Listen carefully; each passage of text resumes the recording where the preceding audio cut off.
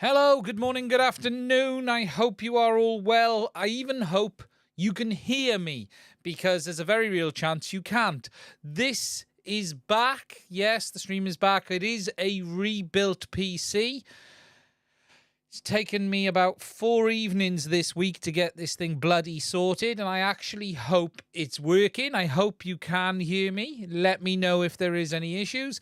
I had a last-minute issue just before hitting go live because it wouldn't start, and I was getting some NVINC errors. I also just noticed that the audio is not working on the pre-live stream. So there's some work to be done. Anyway. Oh, and that isn't working either. Recording isn't working, so I ain't recording this stream today. Oh, God. Hello there anyway. I hope you're all safe and well. It is Sunday night. It's time for another live stream. Now, I'm not going to go too long tonight. There's a lot going on. For those watching Elton John, I hope you're enjoying it. I was just sitting down watching him just now. I'm going to probably watch some of it back later. I'm a big Elton John fan, but I've seen him many, many times on TV, and I didn't really feel the need to do it. Oh, I got an error now in YouTube. YouTube, please use a keyframe frequency of 4 seconds or less. Current keyframes are not being sent often enough, which can cause buffering. The current keyframe frequency is 8.4. So it's always fun changing things. Where's the keyframe frequency? And it's not even there. I'll worry about that later. Anyway, hello. I hope you're all safe and well.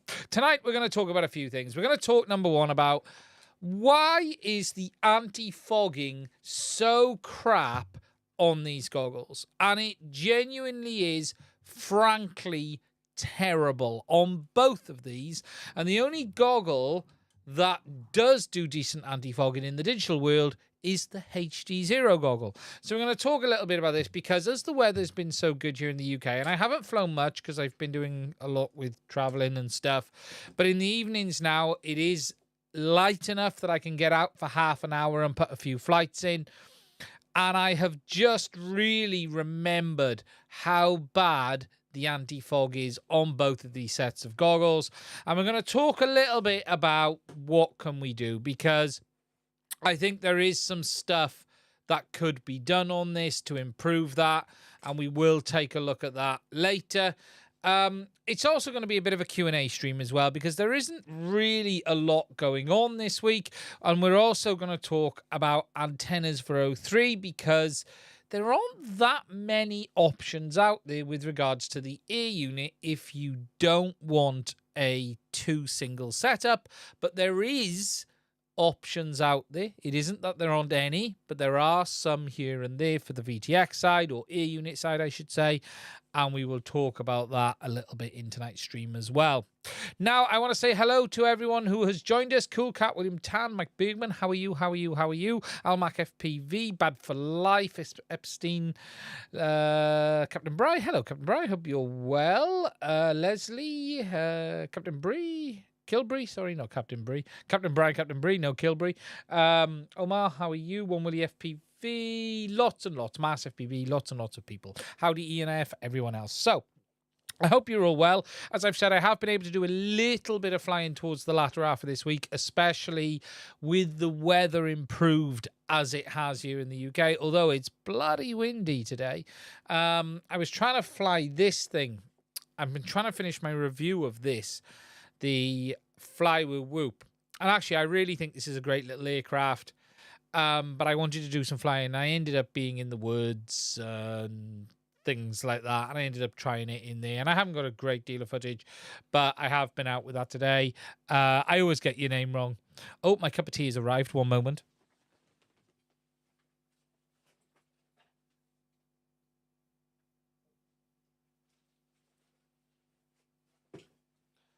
Cup of tea. Gotta have a cup of tea for the stream. Gotta have a cup of tea. Quite hot in Wales this weekend, as in Central Europe. Yeah, it's been quite hot. Yeah, there's a lot of heat. That's not the best, but we'll go with it. yeah, it has been quite hot here. New live stream machine? No, just a rebuild of the PC. And that is such a painful process. So what I ended up doing, and for those who weren't here last week and don't know, I've had some issues with the PC in general. For those who are on the Discord will know I talk about it now and again, and I've had some issues. So what I decided to do, I bought a new SSD, and the reason I did that was it allowed me to lift out the existing SSD as it is with no effect, and then rebuild the PC on a brand new SSD, and then use that as a new platform. It has solved one or two problems, but overall things are not perfect still. In the sense of OBS editing and stuff like that, and there's more work to be done. But I'm now in this weird period of every time I try to do something, you go, oh, that's not working. Oh, that's not working. So I'm just in the process of getting the PC ready to go. Really, it is working, but I'm coming across weird quirks as I move through, like OBS and stuff like that. And whilst I brought in all of the OBS settings, something weird is now happening. For instance, just before the stream, it wouldn't let me use NVINC for streaming, which is weird because it should. I've always used NVINC for streaming. I don't know why it's not letting me use NVINC for streaming. It's not end of the world, but now it's complaining because the recording location for the DVR isn't in the right place, and I haven't set that, so I now need to go into here and then go into output and then recording, and I can't change it because we're actually streaming, so we're not going to be able to do that in this one. So it's just, you know, it's that pain period whenever you rebuild a PC. It just takes a bit of time. So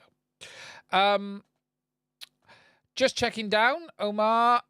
That Nano Baby Vision 2 is excellent. I have the freestyle model and love it. Need some tuning. Try Babe Plops. Yeah, and that's it. I find the prop wash isn't very good and it needs tuning. It's a bit all over the place. And look, I'm not a great Whoop pilot. I'm a terrible Whoop pilot. But I can feel it's not quite as locked in as I would like. What would cause my 1 watt Walksnail VTX to stop powering on? Depends the power. So if it's not on a back and it's battery, it's probably blown the voltage regulator. They are a little bit fragile. Good evening. Greetings from Lisbon. Thank you for that. Captain Brian, my favourite part of getting a new PC is, oh, that isn't installed, configure right. Yeah, and that's where I'm at. And for me, it was easier just to do a complete SSD replacement because the cost is like, I doubled the amount of storage on the new SSD. I put a 2 terabyte in. And I still have the entire PC fully intact on the old SSD, which I can go back to in a heartbeat if I'm really... And I've had to do that once or twice already. Oh, Jimmy Therot, thank you for the $20 super chat. I really appreciate it. That's fantastic. I'm not seeing a question, but thank you for the super chat. And that does lead me on to super chats are more than welcome, although they're not required if you do have any questions. But yeah, I really appreciate that. Thank you for that. Hey, what's up? How are you? So I think the first thing I want to talk about, and that's working. The first thing I want to talk about is goggles and these two. And let me just move some stuff around on my bench because I've been doing some stuff here. I'm not sure you're allowed to see, actually. I meant to clear this before starting the stream, but I forgot. Nothing to see here. Spilling tea at the same time. Nothing here.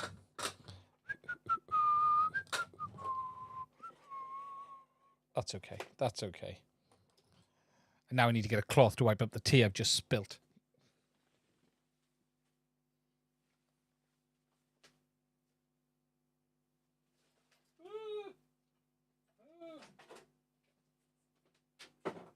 It's going to be a jacket.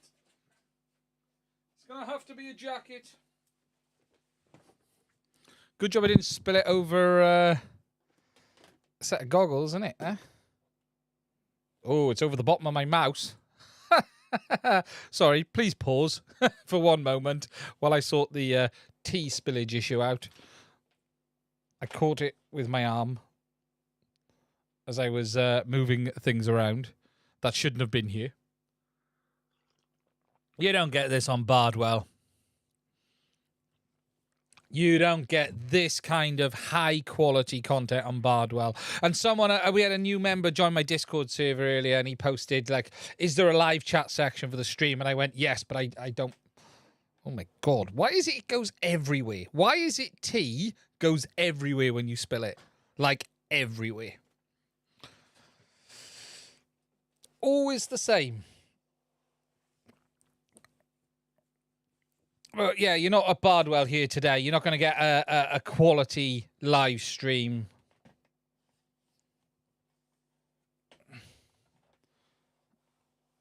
Right, that'll do. That's better. I'll sort the rest out afterwards. Just make sure the mouse isn't drowning. Yep, there we go. We're back. We're back. We're back. So, okay. Was this tea with milk? Yeah, it was milk. Yeah. I'll sort that out afterwards. So, okay, on the overhead. Ooh, we're going to come out a bit. Woohoo! Why is it that goggle manufacturers cannot make a set of bloody goggles that don't fog up the second you put these bloody things on your forehead? And I mean, both of these are absolutely terrible in this respect. They are as bad as each other. These are just bad, and it's an absolute crap show what DJI have done with these, whereas the avatars are a really good goggle, but the anti-fog mechanism is a shit show. There's no other word to use. A complete and utter crap show. Now, I am going to be doing some mods on both of these to actually improve it. Now, there are some tricks you can actually do on the DJI, and I wanted to talk about this because I'm not sure everyone fully understands the fan layouts on these goggles and how they are set up, because they are actually different. And you've got two fans in the avatars, which we'll talk about in a minute, and a single fan in the DJIs. And the fan setup on the DJI is that there's a rotary fan here at the front, okay, that sucks in air through these vents here and then expels it out the top here. Let me just focus that camera a bit better. There you go. Focus it a bit higher. So, the fan is here and it blows air, sucks in air from the vents down here and here, and the camera will sort itself out now. And then forces it out the top. But what you then have is the little vents down here, and it's really hard to show you because it's quite dark in here today. Let me just peel off this high flight face mask a bit. There's a vent down here, and then there's a vent this side to also draw moisture and air through. However, it doesn't work because all of the air is drawn through these two vents. Now, there is a little bit of a trick that I suggested in a video before, and some people have tried, and that is blocking up these two vents. Because if you block up these two vents, or at least block up one of them, the fan then can have to suck air through here, but then it's going to have to suck air through these vents at the side here. But what that then ends up doing is drying your eyeballs out, and whilst it does remove moisture, it doesn't sort out all of the problems. Now, there really isn't a huge amount you can do on these other than that to help improve it. I have thought about making a mod for the faceplate that blows air down into here because it needs air blowing through, and it's just terrible. It really, really is. And actually, if you look at my goggles, and let me just grab a lens cloth. I want to show you something.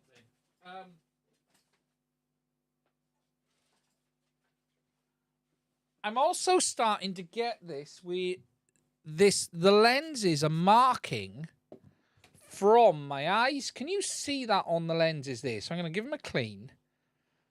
Right, so I'm going to get the crap off them. But I'm going to show you this. The coating is actually coming off the lenses on these. I'm going to zoom in to show you this.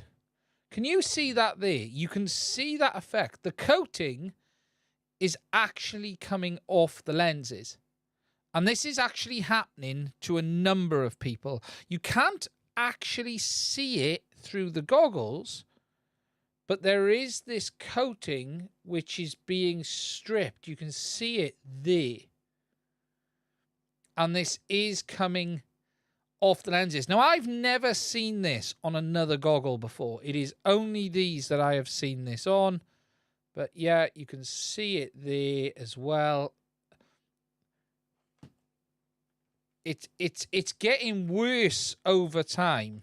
It's definitely getting worse on mine. Now, mine are obviously day one goggles. It shouldn't. No, there are more and more people reporting this. We don't know what the coating is. Is it some form of anti-something?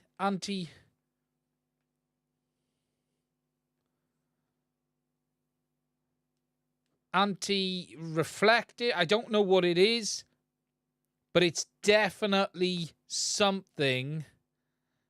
It's anti-flex.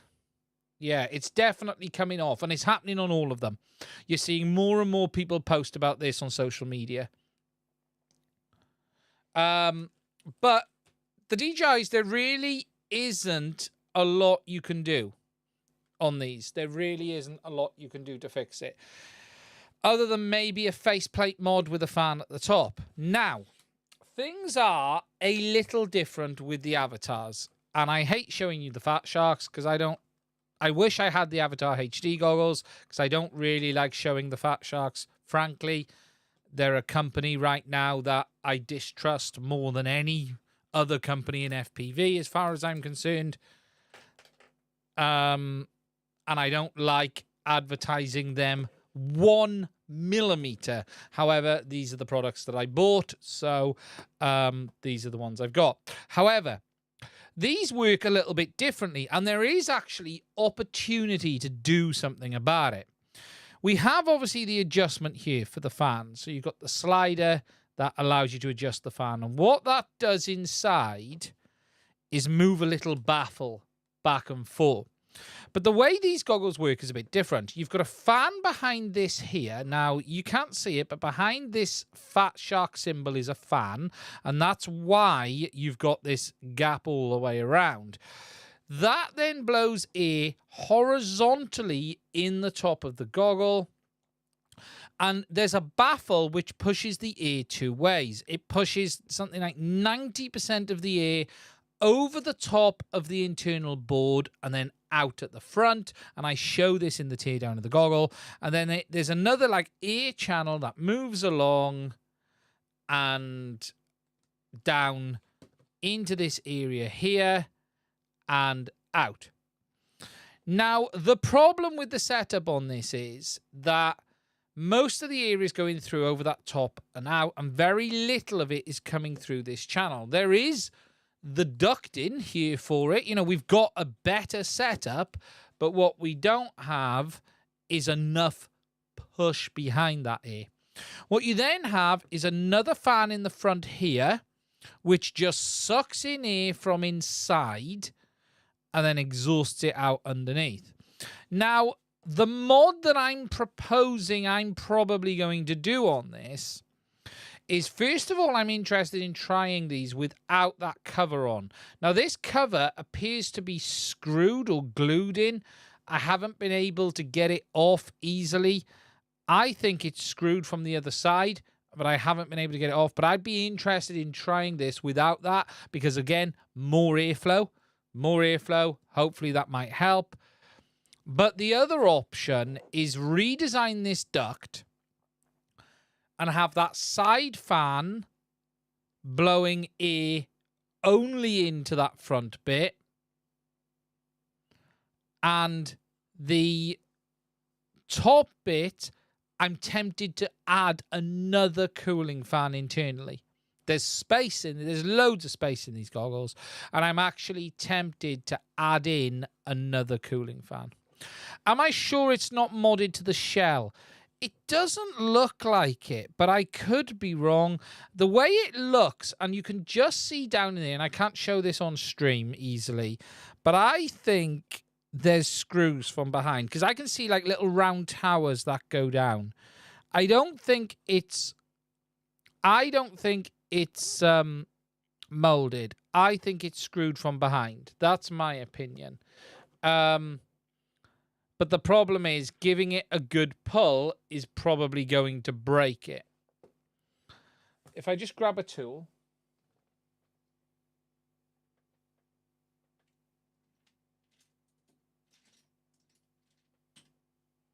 So I got a set of tweezers here. And if we just... It really is held in place. It really doesn't want to come off. It really doesn't. You can lift that bottom corner, but I think it's definitely screwed from behind. This won't end well. To me, it's definitely screwed from behind. So I think I'm going to do another tear down on these goggles, and I'm going to redesign and 3D print a new top air duct. And I'm probably going to add in another cooling fan for the top module. And that's probably the best way of solving it on these goggles. I think that is it's a doable solution on these. There was 50% of me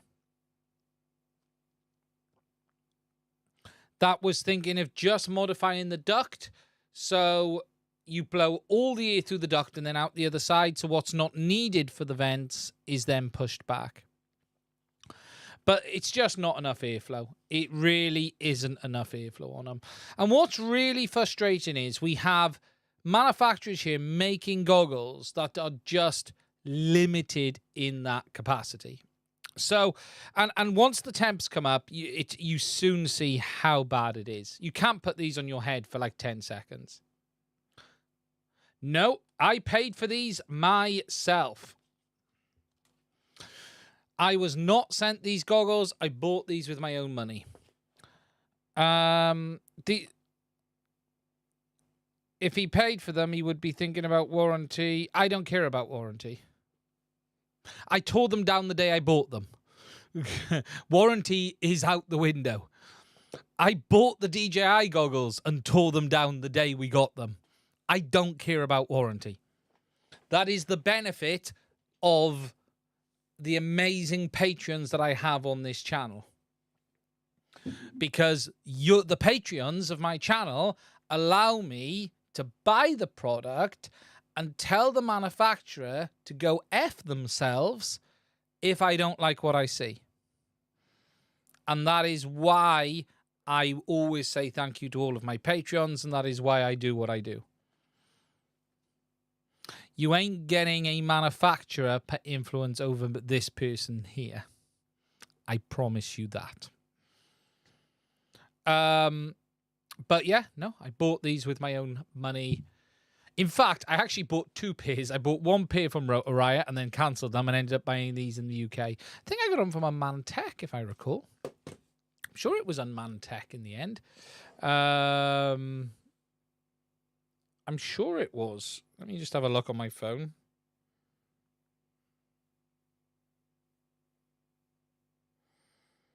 I've got my emails. I got my emails from Rotor Riot. Can't see my emails from... I'm sure I got them from Unmanned Tech. It was either Unmanned Tech or Hobby RC. One of the two. I got them from at launch because they ended up being in the UK far quicker than anybody anticipated. I tore down a brand new colour TV. Yes. Am I sure they had stock? Yeah, that's a point. It must have been Unmanned Tech. Yeah, to be fair, Madman XFPV, the V2 goggles can dry your eyeballs out. Yeah, and they do the same issue. DJI suck the air out of your eyes and push them out the other side. And that's the issue with the V2s. They're not blowing eyes ear towards your eyes. They're sucking it away. I think it was Hobby RC because I was a little bit surprised they had stock. And I probably won't even have it on a login on Hobby RC because a lot of the time I end up ordering. I'm not ordering through an account. I'm ordering... do they have a history? My account. Let's have a look. Orders. Here we go. Let's have a look. So this would have been... Let me just have a look at the numbers here. 2022? I haven't ordered from them for a while. Oh, it's got to be that one. 599 quid. There we go. So I can't share the screen because it's got my address on it. But for those who do doubt, 1 second.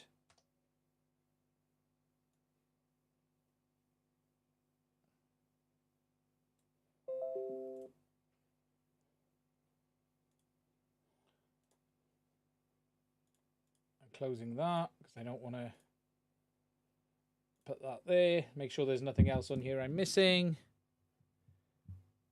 Nope, that's fine. There you go. That is the order for the Dominator HD goggles from Hobby RC in the UK. Special delivery, paid with PayPal. And that was my order. £559. And we tore them apart within 24 hours. Because that's how we roll. Okay, but yeah, and look, there's no point sending them back because they're all the same. So you like air blowing into your face? No, but it tends to be better for anti-fog. Over the chips to cool them and then down to warm up the air and blow it over the lenses. Yeah, that's an interesting thought. Unfortunately, they're directing the airflow 2 ways, but it's not a full direction. And I do show this in the teardown as well. If you haven't seen it, I do have a teardown where we talk about that as well. If you're interested in seeing it, it is on the channel somewhere. But what the problem is I have been using these quite a bit on the last couple of weeks because of reviews. I now need to sort of sit down and tear them apart. Now, I did see some questions about Fat Shark. Right, I have... Fat Shark are not a brand that I personally recommend, period, at the moment. It isn't because I've ever had any contact with them. It isn't because I don't like these goggles, because I think these are okay. I have some issues with what has gone on with regards to how they handled some of their warranty stuff, and I highlighted that on this channel. I have some issues with the fact that they basically, I don't like the murkiness around what is happening with the company right now, with the fact that they were part of Rotor Riot and now they're being split off into another entity. And it all feels, to me, rather murky, rather strange. And I'll be honest, I find it hard to recommend any brand of products right now where the support and the future is unclear. Look, they're making products not like they used to. You can still get the HDOs, but there are better goggles out there. I'd get the Sky Zones over the HDO 2s. I believe there's a new Bind and Fly quad, which is using goggles by Fat Shark, but I don't know. Everything around that brand feels murky to me right now. And as a result of it, I don't personally recommend them. And I would rather not be showing these goggles on my channel if I had a choice. But I don't, because what I'm not going to do is go and spend another £500-600 just to hide that logo. I could spray the front, but the logo is still there. I don't know. I'm going to put a sticker over the top. I'm probably going to spray the front and put a sticker over the top. That's probably what I'm going to do. and that will deal with it. But yeah, look, they are not a brand I'm personally recommending because of all the murkiness around what's happened with Red Cat and everything, and the fact that, look, if you look at the way they were handling support, I've heard all sorts of stuff from people having problems, and that's just not good enough. So right now, no, they're not a brand I personally recommend anyone buys. I have tried to talk to them in the past. They've ignored every email I've ever sent. They've ignored every message I've ever sent. Yet, when I criticized them, they posted a response on my video, but wouldn't reach out to me or answer the emails I sent them regarding it. So, it's frankly, fuck them. And that's it. So...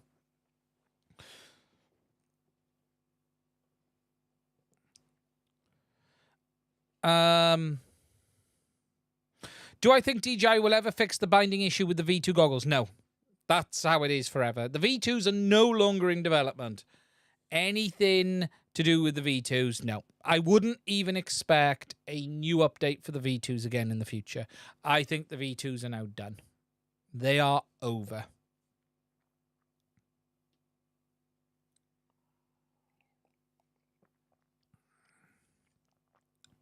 The lens is fob because they are cooler than the ambient temperature in front of your eyes, which warmed up by your skin with the moisture in front of it. Warming up the lenses to the same temperature stops the fogging. Okay, should I be updating the V2s? Have anybody had V2s go back and then have them switch to DJI drone mode and no way back? That has happened in the past on very older firmware, Madman XFPV. If you upgrade to the latest, all of that should be fixed.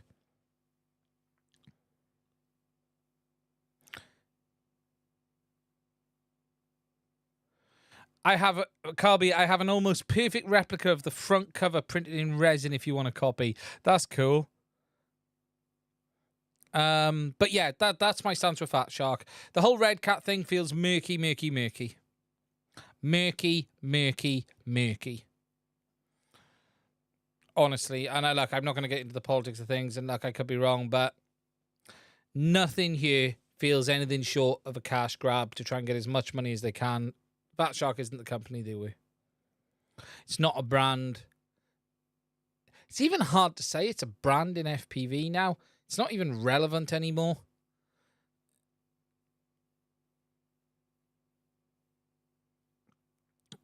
Very strange indeed. And if you want analog goggles, I find it hard to even recommend them then. The Sky Zones are decent. If you want high-end analog, HDZero or Orqa, and look, if we're going to talk about support, Orqa have just had some horrific issues, but just look how they handled it. They handled it really well, and that goes a long way. That goes a long way. So yeah, I do need to do something about that. It's on my annoyance list to resolve. Have I heard about the rebooting issue with WTF OS? Yes, I put a video out on it. I can't trust it anymore. Just update the firmware. It's fixed. The issue really wasn't with WTF OS. The issue was with DJI's lack of available memory in the version 2 goggles. It's not that WTF OS was causing the reboot. It was using a little bit too much memory, and the goggles were doing their fail-safe action in that event, which was rebooting the processes. The DJI goggles have a very, very limited amount of memory. And look, this is what you've got to understand. You are installing additional third-party software on your goggles. That takes up processing power and that takes up memory. The issue that WTFOS had is that they reached the limit of what was available memory in the goggles too, triggering the reboots. Because DJI had a fail-safe action to trigger a reboot of the processes in that event. It's not that the WTFOS had a code fault. What they've had to do is optimize the code to reduce the possibility of this happening. It's that simple. It's not fixed. DJI have always had rebooting issues in goggles too.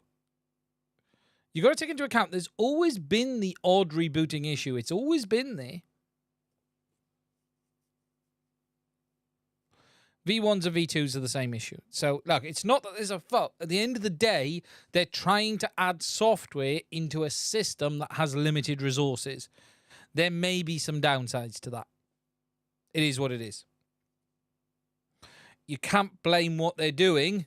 The problem is, because a real simple fix to this is just take it all away. And then we have nothing. Is it ideal? No. Hi, Mads Tech. Will you or them be ready to make new content about HDZero? Oh, it's gone. Just pure fun on the system. Yeah, there will be some HDZero content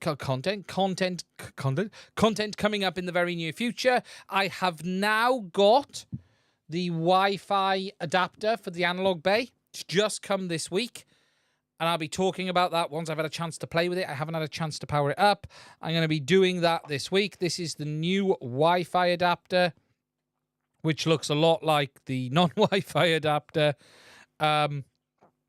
And I'll be taking a look at that. And I'll be talking about some other things as well. When that'll be in a week or so. And then I'm really looking forward to the 1080p mode when that comes.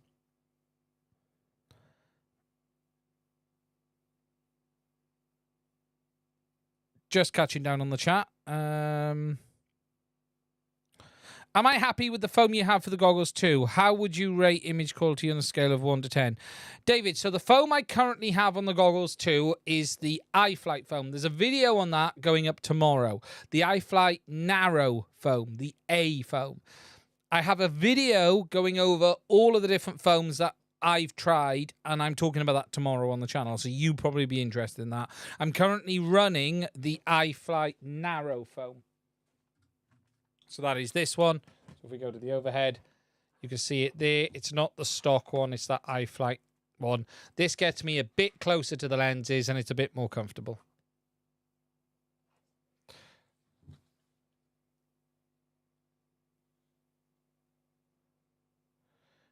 What would you say to someone who won't use WTF because they're worried about the goggles being held hostage at some point?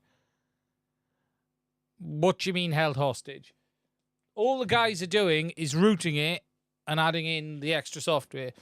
There is nothing those guys... If you're worried about being held hostage, staying on DJI software is going to hold you more hostage than anything. DJI can brick your goggle in a heartbeat. DJI often bake into their goggles, or not goggles, software, an end date for the current firmware version. WTF OS is open source, as Mad Max has just said. There's nothing here to worry about with this. Does any of the Bind and Fly whoops with Walksnail worth buying? This one is okay. I like this. The review of this is going to be this week. And in a crux... The only issues I really have with this is it is not the greatest with regards to prop wash performance, and the Avatar 1S VTX really is a quirky animal. It really, really is a quirky animal. It is not the easiest. It overheats in a heartbeat, and that's not as a result of the quad, it's just a result of the VTX. And getting footage off this is just a nightmare. This VTX will overheat far too quick when you're trying to get USB footage off. But this is good. This is the Firefly from Flywoo 1S. Three braid props make it better, apparently. But I haven't tried them yet. I've only got the 4s. It's a good little quad. I like it. It's a good little quad. And I'm not a great whoop pilot. I'm a terrible whoop pilot. It's pretty good.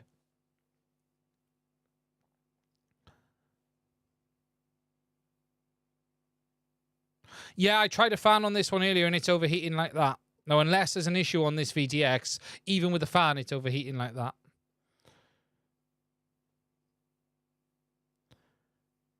Will O3 or Walksnail drop the price? Unlikely. I don't think you'll see digital come down cheaper than what Walksnail are doing it today. O3 won't, that's for sure. I have 5 broken Avatar 1X VTXs. Yeah, I have 1. Maybe 2 now, because this one might actually be... Yeah, low power mode is on. Low power mode is on, and I've had to set it to 25 milliwatts, and it still overheats. In a heartbeat. Seems worse since I crashed it. That might be a hint.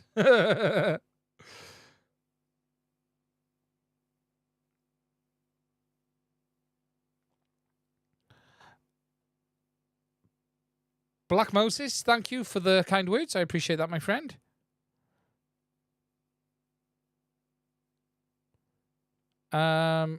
Ian, how often can I screw and unscrew my directional antenna on my V2 goggles? I've been wondering the SMA hold up. Don't worry about it. I've done it thousands of times and I've never had an issue. Don't worry about it.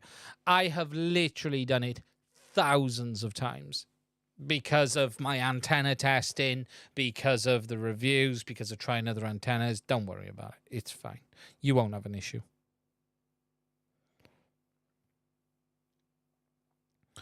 The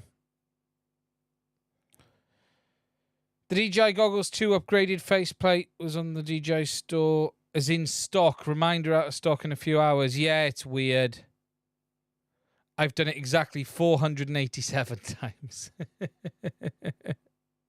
It's been a lot of times on my V1s. My God, the V1s.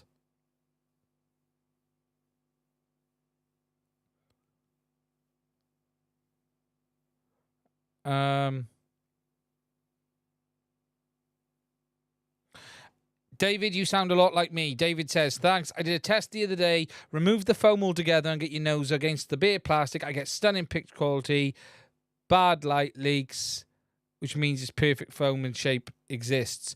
For you, I can already tell you what will be the right foam for you. The best foam you will find will be the iFlight version 1 foam. It's not a mask. It's a piece of foam strip and a nose piece. I've got it here, in fact. Where is it? Should be here.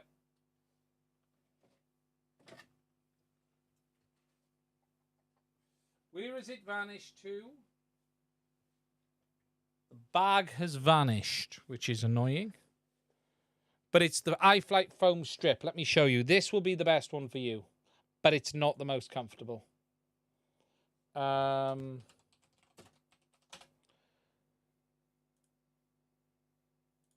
me just find it. So if we go to the desktop.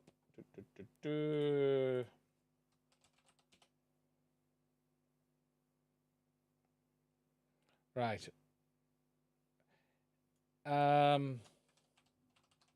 It's not their it's their V1 foam kit. Goggles 2. They have the Goggles 2 V1 foam strip. It's not this one because this is the wide, the A and B. It's not this one. There's another one that they have. It might be on the European store. I'm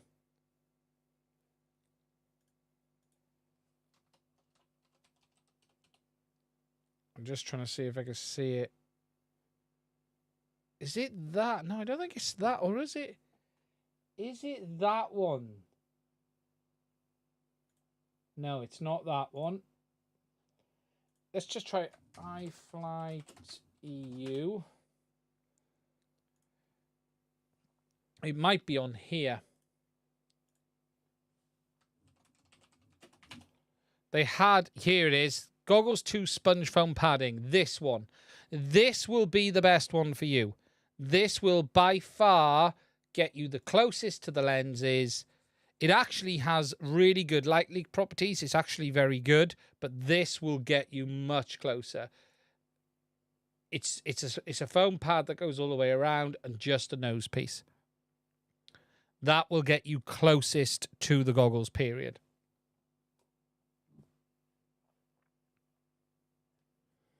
By far the best overall option. It really is. I'm afraid I gave up on my goggles to return them to DJI. I'm not surprised. I'm missing last week's issues. Echo, echo, echo. David, thank you for that.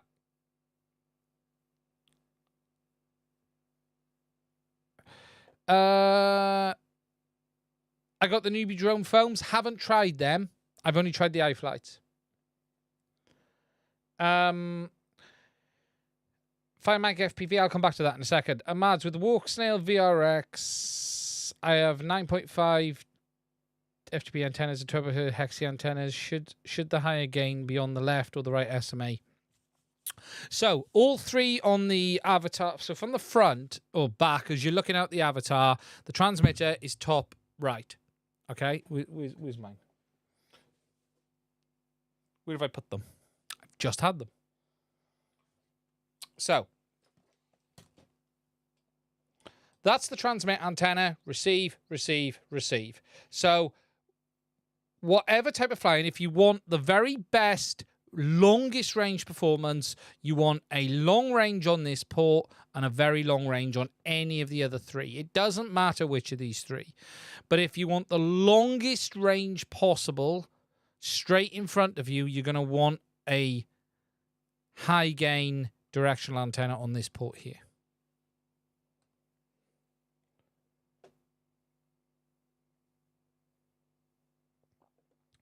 Find Mic FPV. I was thinking today, will the FAA send out a mail to every American explaining the RID or how, or who's flying that pesky, about to find out who's flying that pesky drone? I doubt they'll put much out. It'll be some public info, and that'll be about it then. There's a long way to go on that yet. Does the Integra goggle have all the same fit and fog problems? I found it a little bit better.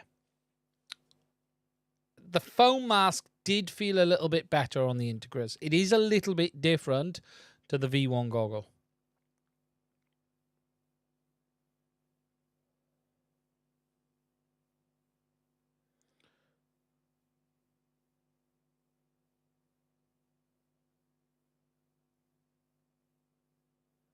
Yeah, I'm still having editing flaws, so I'm still not happy with the performance.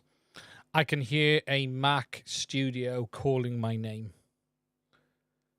That's what I can hear. Possibly a refurbished one from Apple. Okay, the next thing I want to talk about, and I want to go and grab them. 2 seconds.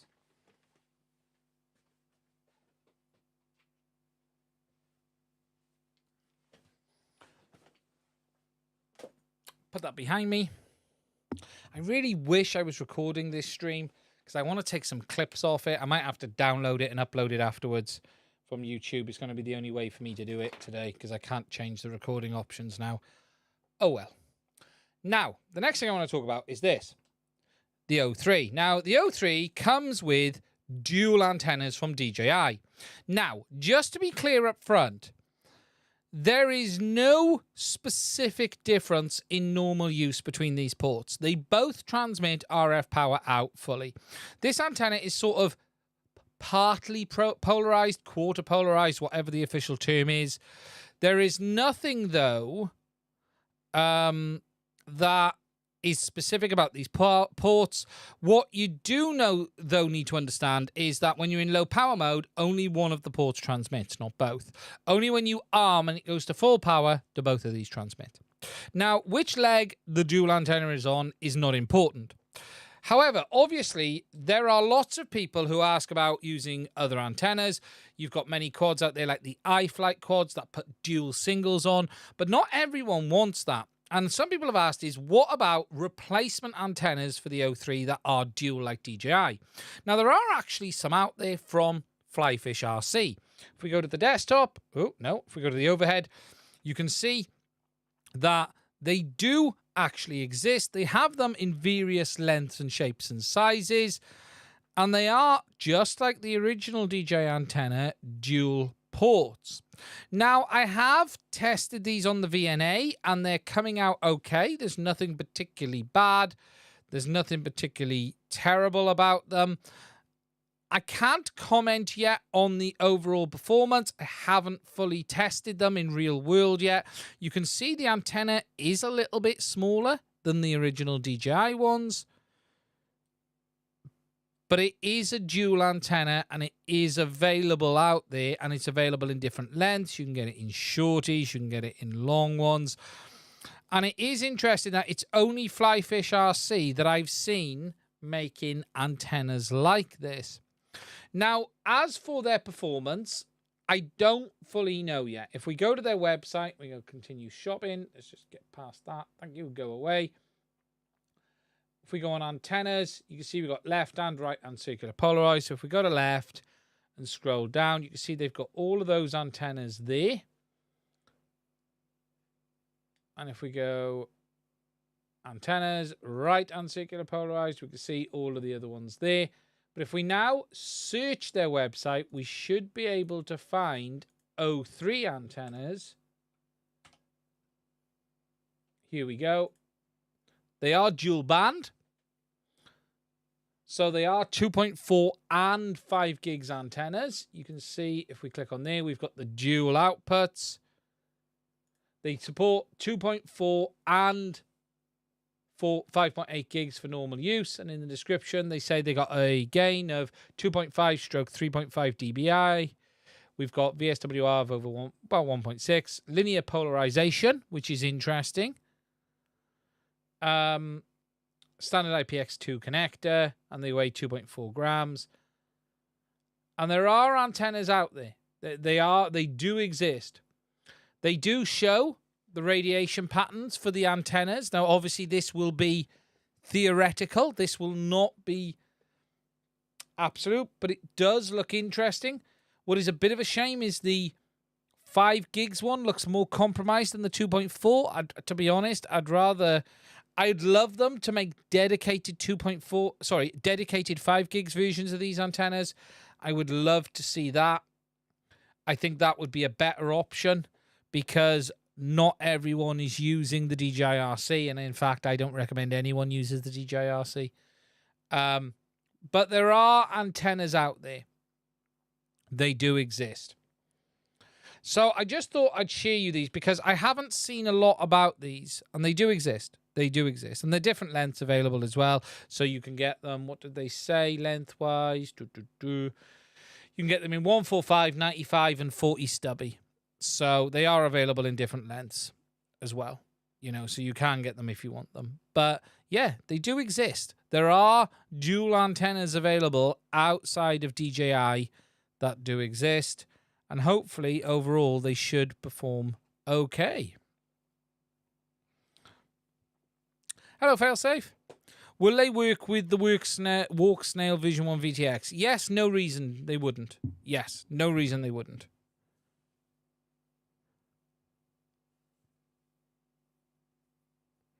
They do look taller than the standard antenna. There is a taller one available, yes. Hello, Failsafe.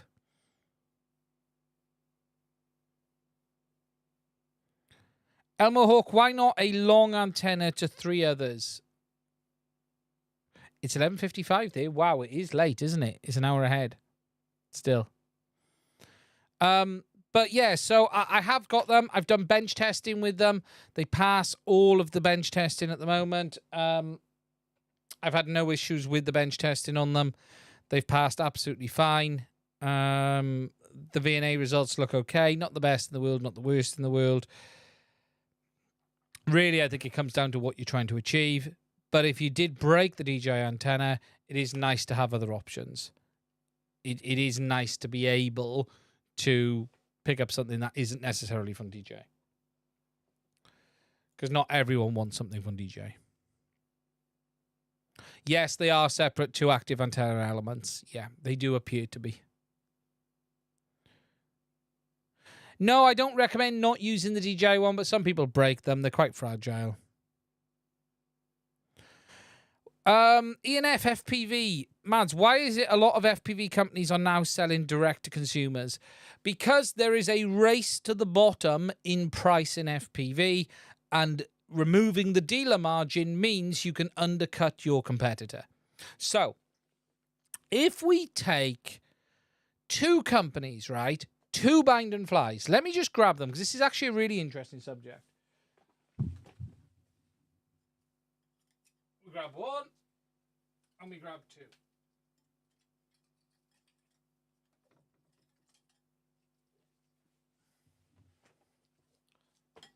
So here we have two bind and flies. We have the Nazgul and we have the Speedy Bee. Now, both of these companies do make a lot of parts themselves. So Speedy Bee make the frame, they make the flight controllers, but they have to then buy in the motors, the sundry components. iFlight, on the other hand, not only make the frames, the flight controller, the ESC, they also manufacture the motors. And what that means is, in a similarly priced quad, iFlight have been able to deliver arguably a much better motor than Speedy Bee have. Speedy Bee on this quad put the Emax Eco motors, Eco 2s. They're very good. There's nothing wrong with them. But we've got Zing 2s on here, which most people would agree is a better motor. So, let me just put these over here. What we have is a situation of the manufacturers cutting out the middleman. And this is where you get things like bind and flies from Rotoraya and others costing a lot more money because, frankly, iFlight are cutting all of the dealer margin out. And remember, they're not, Speedy Bee are having to buy those motors in. They're not going to pay the same price as a retailer, but they're not going to be as cheap as iFlight making them. And what you then have is companies being able to undercut others who are trying to make products. And it's a race to the bottom on price. There is so much that there's so much competition that it's hard to give up even $1 on this stuff right now. And it all makes a difference. And look, it's hard not to recommend the iFlight when you're getting the best motors, the decent flight controller, the good frame. It's a race to the bottom in FPV, and that's why you're seeing all of this pricing drop. And that's why you're seeing people sell direct, because they don't want to give up that dealer margin. Yes, Speedy Bee are run cam. We do forget that at times, but yes, Speedy Bee are run cam.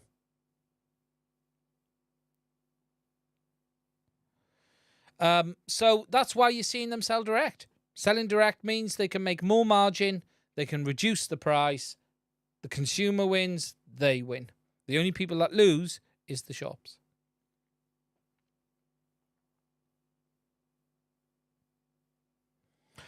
ENF, doesn't really make sense to build quads anymore. I'd agree with that. I think the price of some of the builds are very competitive. Brutus, how are you? V2 goggles with left-hand circular, left-hand antennas. Still use DJI antennas on 03. Yeah, it'll be fine. Unless, look, remember, most people are not flying flat and level. If you're flying flat and level, then technically there's a 3 dB loss between different polarizations. In theory. But remember, a lot of this is RF theory, not facts. If you're flying freestyle, moving around, then your antenna's doing circular polarization actions anyway. You turn left, you turn right. You're moving the antenna around in space. The polarization all goes out the window at that point. Yes, you might have that corkscrew coming off, but just remember, you're not in one orientation all of the time. I bought the Speedy Bee Master 5 Vision 2, all jello. See if you can... See if changing the motor PWM to 48 kilohertz helps. If it doesn't, you might need to try and get some silicon mounts on the 03 camera. I've been into FPV since June the 1st. Since then, I've lost my Cactus X from the kit and crashed and ruptured the LiPo on my Cinebot 36S. Just another day. In a year prior, I never crashed at A2S. In FPV, there's a very simple rule. If you're not crashing, you're not trained hard enough. It is an expensive hobby. I'm not going to pretend it isn't. Are the True RC's left-hand polarized antennas too okay? I need to put 2 on my oath. If so, do I need to put 2 left-hand circuit polarized on my ear unit? If you want the very outright best, then yes. But I wouldn't lose any sleep over it.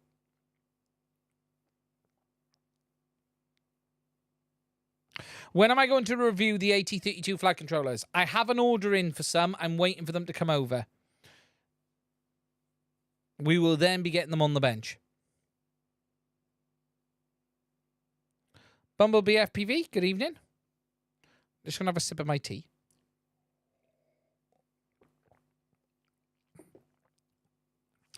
Now, there is something else I want to talk about briefly, but I don't want to go too much into this. And look, there has been a bit of controversy this week caused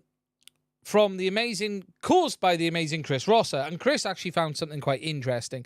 For those who haven't seen his video, and I am going to put something else on this, but Chris spotted something in the V2 Avatar VTX, which is a bug in which it basically appears to go out to full RF power at 500 milliwatts onwards. And in fact, all of the power settings on the Avatar HD VTX version 2 are all to cock. They're all over the place. However, in my test, it does actually go to maximum power. It's just doing it at 500 milliwatts. 25 is running at about 100, I'd say. 200 is like 350. 500 is like 1200, and everything above that point is 1200. They've balked the power selection options. Okay, is the easiest term to use. Now, Chris has obviously set up his new power meter. And look, I've been talking to Chris. He's a great guy. He's someone I class as a friend, actually. And he's set up his new method for testing RF power. And he's had some interesting results. However, a lot of people have sort of taken what he said is like the VTX is only outputting 500 milliwatts. Cadex is saying it outputs 1,000 milliwatts. They're lying. What's going on here? And I've put out a very big post on this on Facebook, and I will probably talk about it in another video. And what I'm going to say is this, and I have said the same to Chris. You have to be very careful with measurements that are not done the same way as are done for certification. Now, I spent 2 years looking at RF power levels on this channel. I RF power tested everything. I have a 6,000 pounds spectrum analyzer, which I use to make a lot of the content that you've seen. But you will notice I have not put out power numbers. And the reason for this is as follows. I had long discussions on my Discord group. I spoke to a number of test equipment manufacturers about understanding what it would take to be able to measure the power output. And it really is not the same in digital as it was analog. In analog, you just measure the carrier, everything is fine. In digital, there are a number of factors, and basically, $35,000 plus VNAs, network analyzers, are used in a special mode designed to measure the carriers in OFDM, QAM type carriers, with a special test mode instigated on the equipment or the unit under test. And then there's algorithm involved to come up with this average carrier number, which is used for calculating the output. That is also including antenna gain. So, for instance, in DJI's case, the antenna gain is included. But basically, testing pure RF is not going to give you the results that you're going to see from the manufacturer.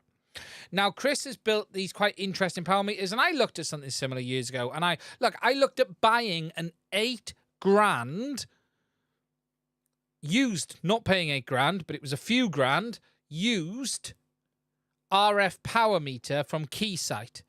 And I was told not to bother because it wouldn't do what I wanted it to do. And the very simple fact of this all is, DJI quote EIRP, yes. All certification measurements are EIRP. FCC has to be EIRP. That's just fact. So, I didn't bother. And there's a reason I don't put numbers out, because we cannot test this the same way it's tested for certification. We cannot test the way certification does. You have a unit under test with a special firmware version, which is calibrated against what is known as a golden sample at the factory. And then that is what is used for calibrating the output with a very expensive spectrum analyzer with a special RF measurement mode specifically designed for the carrier mode that you're using, whether it be QAM 256, 64, etc. And it's a very complicated subject. So any measurements we do, they're just not comparable. Now, I'm not saying what Chris is going to be showing and doing and what he is doing is not interesting in the sense of comparing one VTX to another, but I've done that before already. I've actually got charts on this today I can show you. I've done this years ago when they first come out. I did have to update them this week just to add in that V2 VTX because I hadn't done that for a while. But there are charts out there. Let me just find it for this. There we go. Let me just adjust this just to show you. So this is the RF, technically power levels, but the numbers you need to understand are not quite relevant, from a noise floor of minus 60 dB up to 0 dB. So if we look at the moment in 25 milliwatts mode, you get in minus 21 dB, minus 18, and minus 13 on the Avatar version 2. What that means is the closer to 0 it is, the more RF power it is. And this is where you can actually see that version 2 VTX is balked, because yes, there's a bit of a difference between these, but it isn't dramatic. Okay, the difference from 21 to 18, it's not massive. Because if you look here, 21 to 18, and this is the difference down to 200 milliwatts. So then we jump to 7 dB, 8.7 on the Avatar V1, very close to the Vista, and then Avatar V2 being at 4 dB. Now, 4 dB is actually about 500 milliwatts. So you can actually see that the Avatar V2 is basically going like 13, which is about 100 milliwatts, down to 500 milliwatts and pretty much there. Now, you'll notice that there's no numbers for O3 in the middle because we don't have those power options available for O3. We have 25 milliwatts, FCE, and then we have full RF power ham file, which is minus 4 dB. Now, you will notice something interesting here is that the Avatar version 2 VTX, remember, the lower the number, the higher the output, is actually lower than all of the other three, or actually all of the other four. So it is putting out a little bit more power. But look, what you need to take from this is they are all very comparable. The reason, though, I don't have RF power numbers on here is because we cannot measure it right in the field. Now, in the end on this, what I can say is this. All of the systems' RF power is comparable enough that the user does not need to worry about it. And just to put you some perspective on this, okay, the official FCC certification for O3 has an error rate, an acceptable allowable error rate of plus minus 2.5 dB. What that means is it could be showing between 800 and 1200 milliwatts of output. And that is acceptable tolerance for FCC measurement. There are far more factors here involved than RF power. For instance, DJI system is MIMO, multi-in, multi-out on the Goggle side, 2 transmit, 2 receive, or 2 transmit, 4 receive. Avatar HD isn't. Avatar HD is SIMO, which is single in, that's the transmitter, and multi-out, which is the receiver on the goggles. Remember, only 1 port transmits, 3 receive. The transmitters are either SISO or MIMO. There are far more things that are important than RF power alone. And we have seen a lot of people get bent out of shape out of this, and they're going, oh my God, Chris is saying it's 500 milliwatts. Chris is measuring it in a interesting way, but it is not the same way it is measured and calculated by manufacturers and the FCC certification body.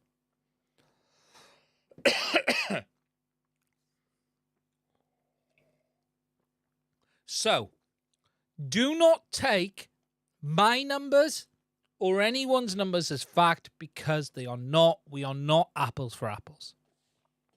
And that is the truth of it. And Chris is doing some interesting work. As I said, I got to the point where RF power testing tells us nothing. It really doesn't tell us anything. The O3 could be 300 watts less, 300 milliwatts less than Avatar.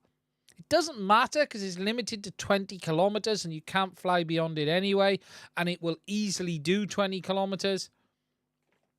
Avatar could be 300 milliwatts more than DJI, but we know Avatar HD will go over 30 kilometers.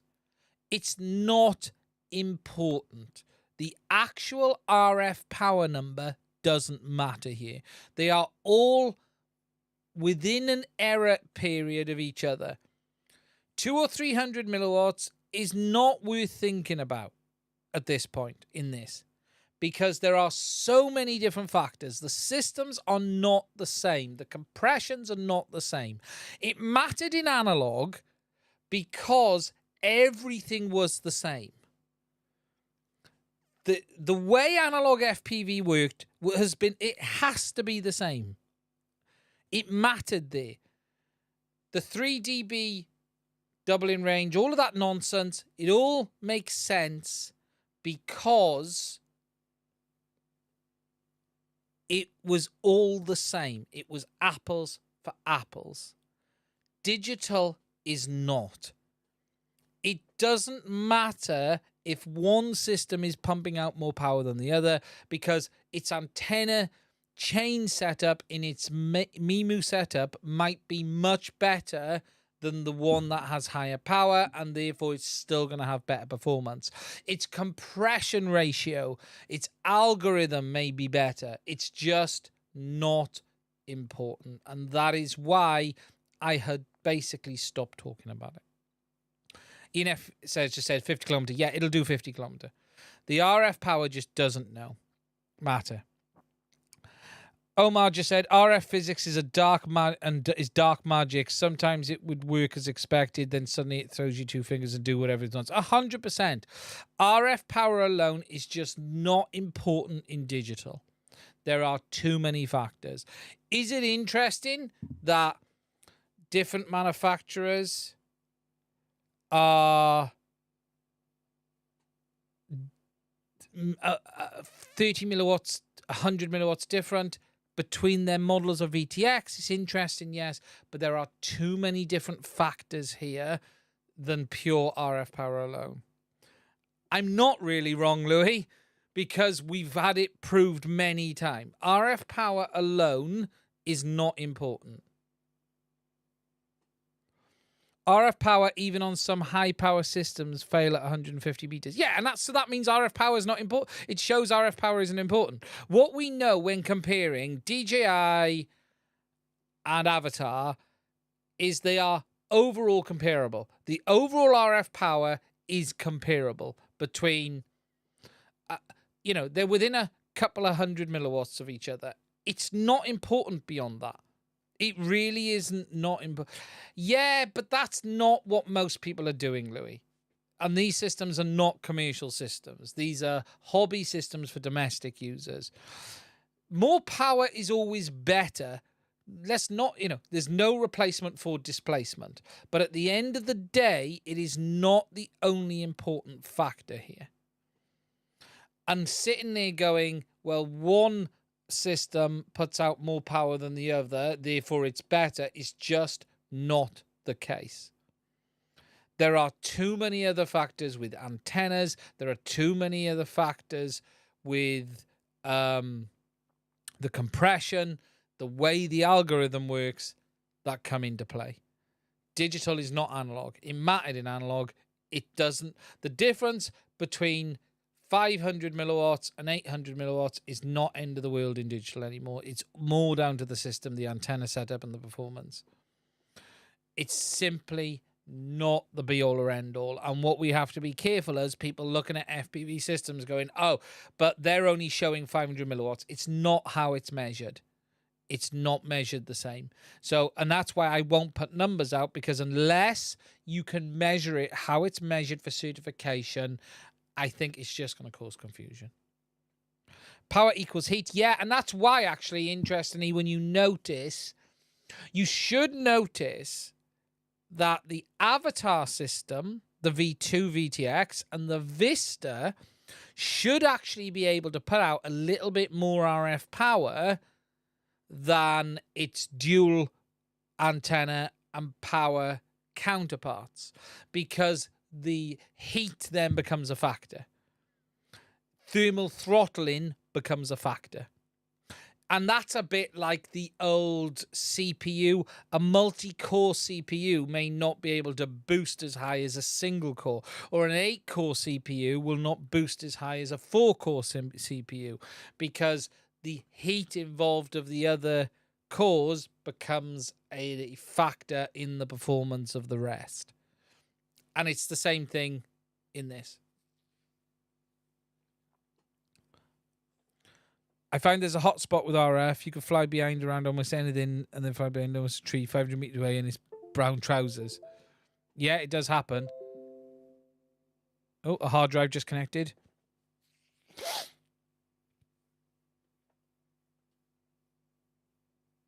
O3 can fail inside a glass fiber tube at 70 meters. Yeah, glass fiber can do some weird shit. I have an MDF antenna tracker that relies on Mavlink embedded into Crossfire signal. I cannot find Crossfire TX for sale anyway. Do you know what happened with TBS? I don't. TBS seems to be a dying brand. It really does seem to be a dying brand. Hopefully not, but it doesn't seem... I know they were struggling on the chip shortage, but look, they moved premises. It is, you know, it doesn't seem that Trappy's taking TBS as seriously as he once did.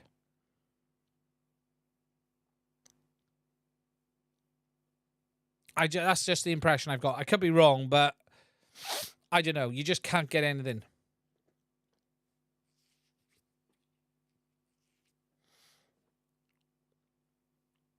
What if TBS made hardware for ELRS? They're not making their own hardware right now. It would certainly see that way. Yeah, it does seem like Trappy just doesn't seem to be interested in it anymore.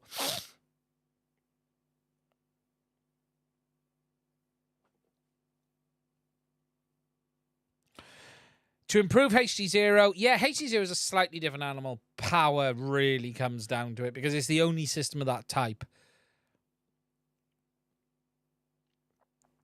Do the new DJI protocols embed Mavlink? No.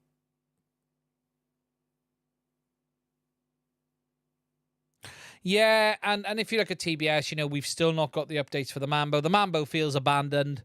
The Mambo is a great radio, but don't buy it. It's abandoned. I just don't, you know, look, they're not, you know, if they had any sense, they'd have released a Crossfire version of the Mambo. Any sense at all, they'd have released a Crossfire version of the Mambo, yet they didn't. They're making products that, and deciding what they think is best and not listening to the feedback of their community.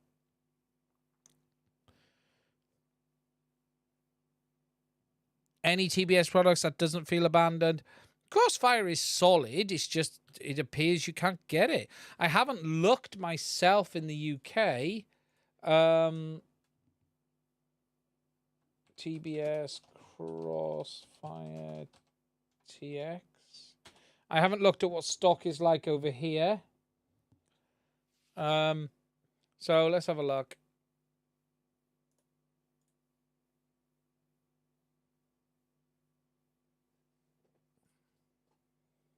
Out of stock, that's the old one. So let's just have a look what they've got. Have they got that one there? Yeah, out of stock. Wow, just look at that. Nothing is in stock on TBS's store. What is that about? Nothing. I bet they got... Yeah. Well, you can get Tracer. Wow. Wow, wow, wow. I wonder if they're being affected still by the chip shortage. Out of stock. Wow. I might have to... Yeah, that's crazy. I didn't really notice that. I hadn't really spotted that. I might put a video out on that. ExpressRS and digital with the death of TBS. I wouldn't be shocked if they are suffering off the digital systems quite a bit. I got a lot of crossfire receivers. Transmitters could be worth a lot of money, guys. Bind to fly products seem to have receivers. Yeah, I think receivers are... So that's TX modules. What's the receivers like? Let's have a look.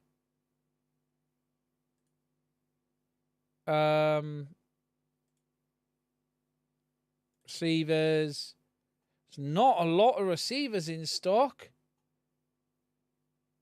There's no out of stock. They haven't got any receivers either. Oh no, they have. They've got the Nano Diversity RX, PWM receivers, but no crossfires. Wow.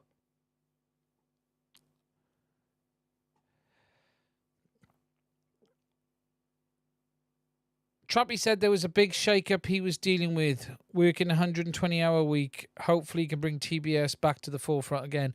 Yeah, but look, I'm not being funny. I don't know, Trappy. I know they went through a move, which was a real problem. If you have to stop your business to move premises, you have a big, big problem. If you're not able... I'm sorry, but... if you can't put product on the shelf, you're dead. You're dead. You're over to the community. Leave an ear gap, someone will fill it. And what this is asking for is someone now to really get on board 800 megs Express LRS, because 800 feels a bit abandoned. This is asking for 800 Express LRS to come in and wipe the floor with them now. Because if you can't buy the gear, then what's the point? What is the point? I know they had their move. I know the Hong Kong stuff's a bit complicated. But, man, if you're not getting product on the shelf, you're dead. You're over. You're just not going to be in business anymore.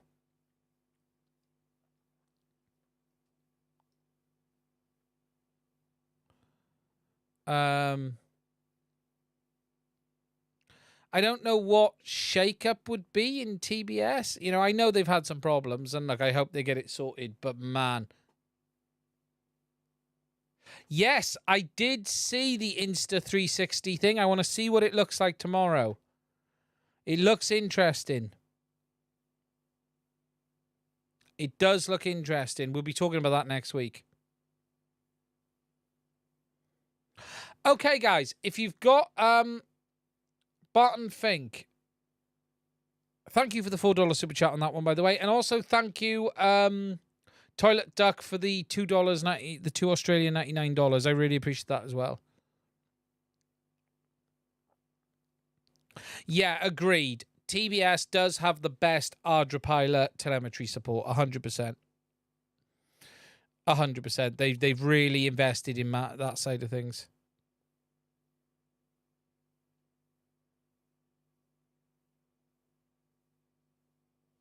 Wow, I am shocked at that stock. Hopefully stuff will come back in soon. Look, I've always had a place in my heart for TBS. I think that they're a brand that have been around since the beginning.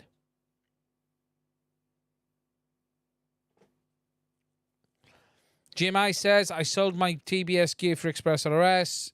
ELRS has been solid.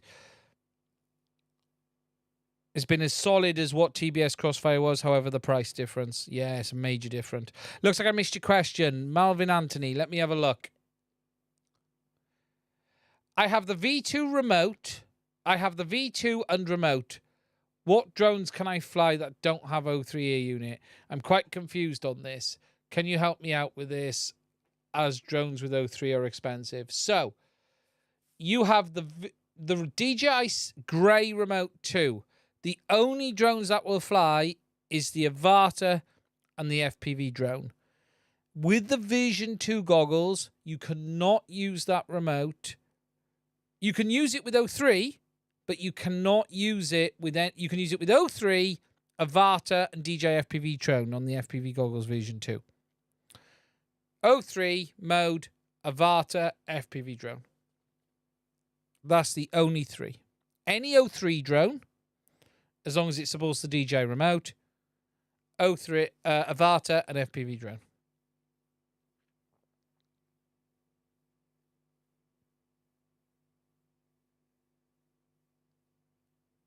Express Vision 3.3 has Mavlink now? Yeah, it does.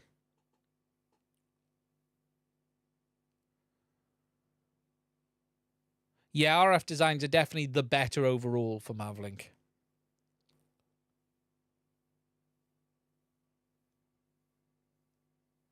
One milliwatt telemetry, RF designs, 1 watt telemetry. Let's not mess around. Cliff Fields, thank you for that. Oh, thank you for the 10 New Zealand dollars super chat. Thank you for your efforts. That's really appreciated. Yeah, I still don't recommend people use the DJI remote. Personally, I don't recommend it. It's not the best option. It really isn't. Right. I'm going to wrap this one up tonight. I'm not going to go too late. I want to say a massive thank you to everyone who's watched and donated on the super chats. It has been amazing. Thank you very much. I also want to say a massive thank you to everyone who supports the channel on Patreon. If you don't know, I do have a Patreon. Please do consider checking it out. I didn't put any videos out this week, or I did put a very slow one out, and YouTube is punishing me, so there will be some content coming this week. I am going to be doing a bit slower content, but I'm going to try and put together some bigger videos because people do seem to like them. There's a lot going on at the moment in the background, but also I don't want to be crapping out videos just to keep YouTube happy, but sometimes you actually have to. But I do have some videos coming up this week, and then I've got the full look back of the Avatar HD system coming. The look back of the DJI went down really, really well, and we're going to be doing the look back at Avatar, because remember, you don't get to know. Well, now we do know, and there's a lot to talk about on that subject. We're going to be talking about this a little bit this week, but yeah, it's good. Ooh. That this week, if it still works. And there's some other stuff we'll be talking about as well. But anyway, I want to say a massive thank you to everyone on the Super Chats. I bet that video, if I crap out a video, it would be a big hit. Yeah. Stay safe. I want to say thank you for spending some time with me tonight. Look after yourselves. I'm going to try and find how to end this. Hopefully, I'll get the streaming setup working a bit better next week. We're nearly there. Stay safe. I'll speak to you soon. Button 1, button 2. Oh, yeah. Don't forget to give it a